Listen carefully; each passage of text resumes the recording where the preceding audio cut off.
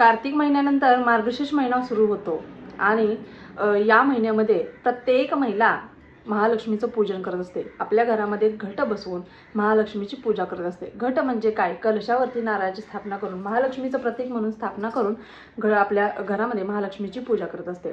मार्गशीर्ष महिना हा श्रीकृष्णाला देखील प्रिय आहे असं म्हटलं जातं। बघा, मार्गशीर्ष महिन्यामध्ये माता लक्ष्मीची सेवा उपासना आराधना केल्यामुळे प्रत्येक कुटुंबामध्ये यश संपत्ती सुख समृद्धी सगळं काही त्यांना भेटत असतं। मनातली एखादी इच्छा असेल तर त्या इच्छेखातीर देखील मार्गशीर्ष महिन्याचं व्रत करत असतात। बघा, मार्गशीर्ष महिन्यामध्ये माता लक्ष्मी आणि भगवान श्रीकृष्णांची किंवा भगवान विष्णूची जर आपण उपासना केली सेवा केली तर या महिन्यामध्ये लक्ष्मी नारायणाचा आशीर्वाद देखील आपल्याला प्राप्त होत असतो आणि आपल्याला भरभरून यश संपादन होऊ शकतं। मार्गशीर्ष महिन्यामध्ये असं म्हटलं जातं की ओतू नये मातू नये घेतला वसा टाकू नये, याचप्रमाणे व्रत देखील आपल्याला शुद्ध अंतःकरणापासून करायचं आहे। तर यावर्षी किती गुरुवार आलेले आहेत, त्याच पद्धतीने तुमचे भरपूर प्रश्न असणार आहेत यावेळेस की आमचे 11 गुरुवार चालू आहेत तर आम्ही कशा पद्धतीने व्रत करायचं, दोन्ही व्रत एकत्र केली तर चालतील का, मार्गशीर्ष महिन्यातील गुरुवार केव्हापासून पकडायचे आहेत, उद्यापन कसं करायचं, संपूर्ण माहिती तुम्हाला मी आजच्या व्हिडिओमध्ये देणार आहे। त्यामुळे व्हिडिओ स्किप न करता शेवटपर्यंत पाहायला अजिबात विसरू नका। नमस्कार, मी पूजा आपल्या चॅनेलवर तुम्हा सगळ्यांचं पुन्हा एकदा खूप खूप मनापासून स्वागत करते। तुमच्या सगळ्या इच्छा स्वामी महाराज लवकरात लवकर पूर्ण करू ही स्वामींची प्रार्थना करते आणि आजच्या आपल्या व्हिडिओला सुरुवात करते। तर बघा, महालक्ष्मीची विधिवत आपण पूजा करतो। पूजा करून या मार्गशीर्ष महिन्यामध्ये जितकी होईल तितकी माता लक्ष्मीची उपासना आराधना करत असतो। बघा, आपल्याला यावर्षी पहिला गुरुवार आलेला आहे, म्हणजे अमावस्या आलेली आहे आपली 20 तारखेला। 20 नोव्हेंबर रोजी अमावस्या आपली दुपारी संपते, तरी देखील आपला पहिला गुरुवार हा 27 तारखेला असणार आहे। 27 नोव्हेंबर रोजी पहिला गुरुवार असणार आहे। दुसरा गुरुवार हा 4 डिसेंबर रोजी असणार आहे। तिसरा गुरुवार 11 डिसेंबर रोजी असणार आहे आणि चौथा गुरुवार 18 डिसेंबर रोजी शेवटचा गुरुवार आहे। या दिवशी आपलं उद्यापन असणार आहे। द मोस्ट रिक्वेस्टेड क्वेश्चन, तुमच्या सगळ्या प्रश्नांची उत्तर मी आज देणार आहे। बघा, आता आपल्या घरामध्ये लग्न सराईचं आता सगळीकडे लग्न सराई सुरू आहे। घरातलं लग्न आहे, भावाचं लग्न आहे, दिराचं लग्न आहे, बहिणीचं लग्न आहे, घरातलं आमच्या लग्न आहे आणि आम्हाला लग्नाला जावं लागेल आणि तिथे गेल्यानंतर आमचा उपवास असतो किंवा गुरुवारीच लग्न येत आहे, तर अशा वेळेस आम्ही काय करायचं? बघा, एकतर तुम्हाला उपवास सोडायचा नाही आहे। तुमचा जर उपवास असेल तर उपवास सोडायचा नाही, तुम्हाला उपवास करायचा आहे, कंटिन्यू करायचा आहे, पण तुम्ही पूजा मांडणी करू शकत नाही किंवा कोणाच्याही दुसऱ्याच्या घरी तुम्ही उपवास सोडू शकत नाही। आणि लग्नासाठी जर तुम्ही तुमच्या माहेरी गेला असेल, तुम्ही लांब राहताल, माहेरी गेला असेल तर काही हरकत नाही, तुम्ही माहेरी उपवास सोडला तर काही हरकत नाही। पण जर तुम्ही सकाळी जाऊन संध्याकाळी तुमच्या घरी माघारी येणार असाल, म्हणजे तिथे जवळपास राहता, तर तुम्हाला तुमच्या स्वतःच्या घरी येऊनच तुम्हाला उपवास सोडायचा आहे। दुसऱ्यांच्या घरी तुम्ही पूजा मांडणी करायची नाही आणि उपवास देखील सोडायचा नाही आहे। बघा, हा झाला पहिला प्रश्न, म्हणजे तुमच्या घरातलं लग्न आहे समजू शकतो, अर्थात दिराचं असेल तर तुमच्या स्वतःच्याच घरात आहे, पण काही कारणास्तव तुम्हाला तो गुरुवार करता येणार नाही तर तुम्ही तो स्किप करावा, पूजा मांडणी करू नका, पण व्रत तुम्हाला करायचं आहे, म्हणजे उपवास तुम्ही करा। मग तुम्ही उपवास नंतर सायंकाळी सोडला तर चालेल, पण दुसऱ्याच्या कोणाच्या इतर घरामध्ये तुम्ही उपवास सोडायचा नाही, एवढे तुम्हाला पथ्य पाळायचं आहे। त्याच पद्धतीने घरामध्ये डिलिव्हरीसाठी आपली मुलगी आलेली आहे किंवा घरामध्ये आपल्याला सुतक आलेलं आहे किंवा विटाळ लागलेला आहे किंवा मुलगी डिलिव्हरीसाठी आलेली आहे, अजून डिलिव्हरीची तारीख लांब आहे, पण कधी डिलिव्हरी होईल हे सांगू शकत नाही, आपल्या हातात नाही आहे ते। त्यामुळे बघा, ते वर्ष तुम्ही स्किप केलं तरी देखील चालेल, म्हणजे हे वर्ष 2025 वर्ष तुम्ही स्किप केलं आणि पुढच्या वर्षी जरी गुरुवार केले तरी देखील चालतील। बाकीचे उपवासासारखं नाही आहे की एकदा सुटला की सुटलाच, तुम्ही यावर्षी नाही तुमचे सुटले म्हणजे यावर्षी तुम्ही स्किप केले आणि पुढच्या वर्षी जर तुम्ही गुरुवार पहिल्यापासून सुरू केले तरी देखील चालतात, काही हरकत नाही आहे। नाहीतर मी आता उपवास सोडले तर नंतर मला करता येणार नाहीत भविष्यात कधीच, असे गैरसमज तुम्ही तुमच्या मनामध्ये पाळू नका। त्यामुळे तुम्ही यावर्षी नाही उपवास केले तर, कारण भरपूर वेळाचा होता बघा, आपली मुलगी प्रेग्नेंट असते, डिलिव्हरीसाठी आलेली असते, तिला तर स्किप करावं लागतंच, पण आई देखील कधी कधी स्किप करते, कारण तिचं करायचं काही व्रत वैकल्य वगैरे करत राहायचं। त्यामुळे विटा तर आपल्या घरामध्ये मुलगी असते त्यामुळे आपल्याला लागतोच, त्यामुळे मग तो महिना किंवा हे वर्षातले हे मार्गशीर्ष गुरुवार आपण स्किप करायचे। त्याच पद्धतीने बघा, आता भरपूर जणांचे 11 गुरुवार सुरू असतील स्वामी समर्थ महाराजांचे, 11 गुरुवारचं व्रत सुरू असणार आहे। तर त्याच पद्धतीने बघा, आता चंपाषष्ठी येते, त्याच पद्धतीने बघा साप्ताहिक पारायण, दत्त जयंती आहे, प्रत्येकाच्या घरोघरी प्रत्येकजण साप्ताहिक पारायण देखील करणार आहे। दत्त जयंती आहे. आता दत्त जयंती 4 डिसेंबर रोजी आहे आणि त्या दिवशी तुमचा गुरुवार येतोय. तर त्यावेळेस तुम्ही काय करणार, म्हणजे तुमचा दुसरा गुरुवार येतो 4 डिसेंबरला. तर त्यावेळेस काय करणार, तुमचं व्रत असणार आहे. अर्थात त्या दिवशी सगळ्यांचाच उपवास असतो.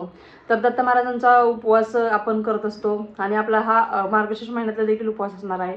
तर कशा पद्धतीने करायचं, काय करायचं, तर त्यासंबंधीचा व्हिडिओ लवकरच तुमच्यासाठी येणार आहे, लवकरच बघा. त्यामुळे बघा, जर तुमचे स्वामी समर्थ महाराजांचे गुरुवार सुरू असतील तर काय करायचं, तर अशा वेळेस बघा, तुम्ही गुरुवार महाराजांचे जे संकल्पयुक्त तुम्ही गुरुवार करत आहात ते गुरुवार तुम्हाला 4 गुरुवार स्किप करावे लागणार आहेत. कारण काय होतं माहिती आहे का, जर तुमचं मार्गशीर्ष गुरुवार देखील व्रत करायचं आहे आणि आपलं स्वामींचं जे गुरुवार आहे व्रताचे ते देखील तुम्हाला चालू करायचे. दोन्ही कोणतेही व्रत दोन्ही एकसोबत करू नये असं म्हटलं जातं, कारण दोन्हीचंही फळ आपल्याला मिळत नाही. जर तुमची मार्गशीर्ष महिन्याची व्रत करण्याची खूप इच्छा आहे तर तुम्ही 4 गुरुवार स्किप करायचे. आपले स्वामी समर्थ महाराजांचे 4 गुरुवार तुम्हाला मांडणी करायची नाही. बाकीच्या तुम्ही नित्यसेवा वगैरे करू शकता, पण मांडणी करून जी सेवा करता ती नाही करायची. एवढंच.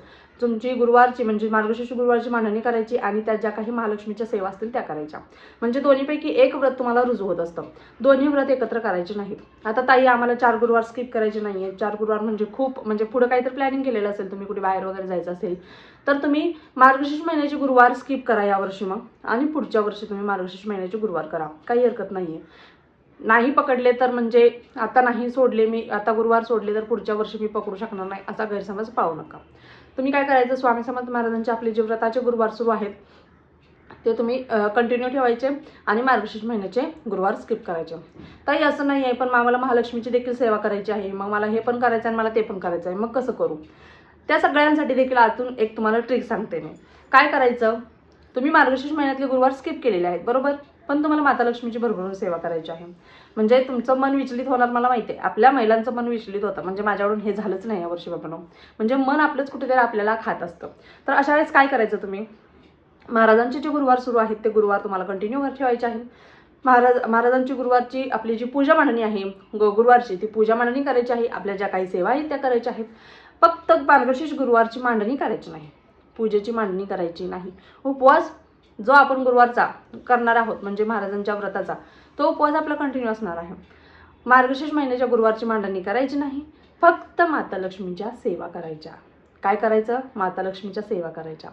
याने देखील तुम्हाला फळ मिळणार आहे. दोन्ही व्रताचं म्हणजे दोन्हीचं देखील तुम्हाला फळ मिळतं. दोन्ही माता लक्ष्मीचा म्हणजे लक्ष्मीनारायणाचा कृपा आशीर्वाद देखील आपल्याला मिळत असतो आणि महाराजांचा देखील आशीर्वाद आपल्याला मिळत असतो. ही ट्रिक तुम्ही वापरू शकता बरं का. म्हणजे जर तुम्हाला 4 गुरुवार व्रताचे स्किप करायचे नसतील तर. आता बघा, त्याच पद्धतीने आता ह्या सगळ्या तुमच्या समस्या झाल्या. आता काय करायचं आहे, पूजा मांडणी. पूजा मांडणी कशा पद्धतीने करायची सगळ्यांना माहिती आहे बघा. एक चौरंग घ्यायचा आहे.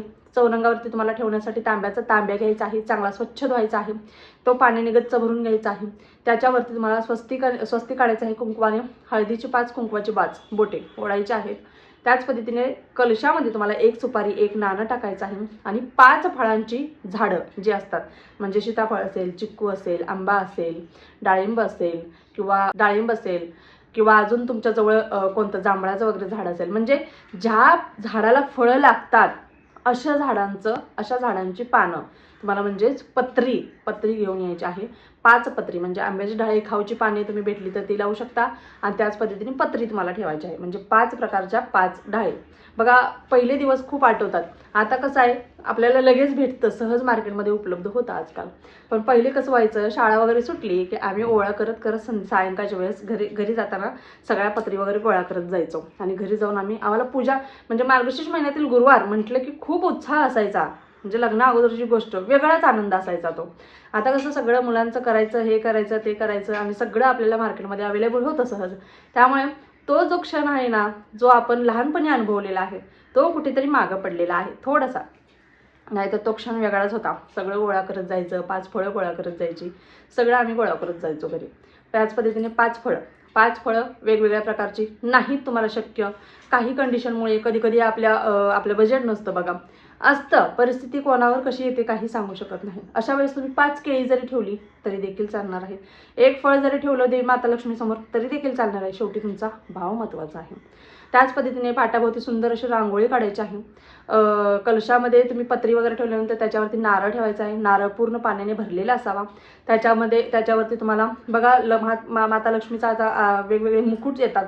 ते मुकुट जरी तुम्ही लावले त्या नारळाला तरी देखील चालेल, किंवा नारळाला हळदी कुंकू लावून वेणी वगैरे अर्पण केली तरी देखील चालणार आहे. तुमच्याकडे माता लक्ष्मीचा फोटो असेल तर फोटो ठेवायचा आहे.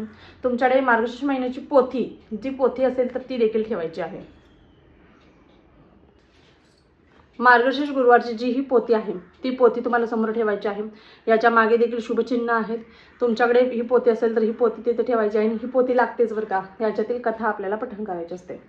त्याच पद्धतीने कलशाला जर तुम्हाला लावायचं असेल तर अशा पद्धतीचे मुकुट भरपूर जण लावतात बघा. हे मुकुट तुम्ही लावू शकता. नाही तुमच्याकडे मुकुट तर तुम्ही बघा फक्त हळदी कुंकू लावू शकता, मळवट भरू शकता. अशा पद्धतीने त्या नारळाला आपण देवीचं रूप देखील देऊ शकतो.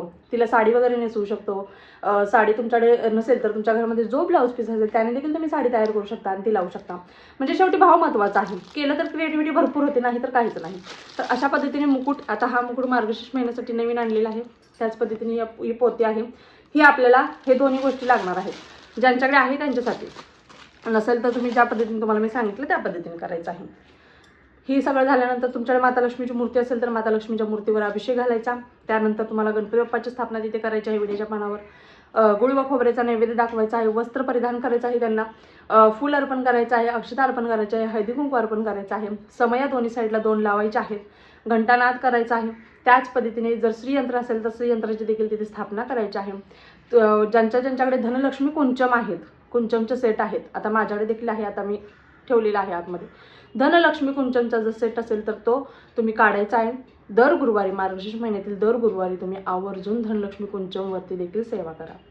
कशा पद्धतीने करायचा या संबंधीचा व्हिडिओ देखील आपल्या चॅनलवरती अपलोड आहे बघा. त्याच पद्धतीने आपल्याला जसं की सांगितलं, या पोथीचं आपल्याला पूर्ण पठण करायचं आहे. सगळ्यात अगोदर तुम्हाला आचमन करायचं आहे. आचमन केल्यानंतर तुम्हाला संकल्प करायचा आहे. संकल्प घ्यायचा आहे या सेवेचा. संकल्प फक्त पहिल्याच गुरुवारी तुम्हाला घ्यायचा आहे. दर गुरुवारी संकल्प घ्यायचा नाही असा देखील कमेंट्स येतात. संकल्प फक्त पहिल्याच गुरुवारी घ्यायचा आणि नंतर तुम्हाला ही पोथी पठण करायची आहे. नंतर 1 वेळा श्रीसूक्तम बोलायचं आहे. नंतर तुम्ही 1 वेळा बोलू शकता, 16 वेळा बोलू शकता, किंवा तुम्ही श्री महालक्ष्मी अष्टकमचे पठण करायचे आहे 1 वेळा, किंवा माता लक्ष्मीचा जो बीज मंत्र आहे ओम श्रीं ह्रीं श्रीं कमले कमलालय प्रसिद्ध विसिद्ध श्रीं ह्रीं श्रीं ओम महालक्ष्मी देवे नमः या मंत्राचा देखील तुम्ही जप करू शकता. त्याच पद्धतीने 16 वेळा लक्ष्मी गायत्री मंत्र आणि 16 वेळा विष्णू गायत्री मंत्र तुम्हाला पठण करायचा आहे. नवार्णव मंत्र जरी बोलला तरी देखील चालणार आहे आणि महाराजांची 1 माळ घ्यायची आहे. या साध्या सोप्या सेवा तुम्हाला या दिवशी करायच्या आहेत.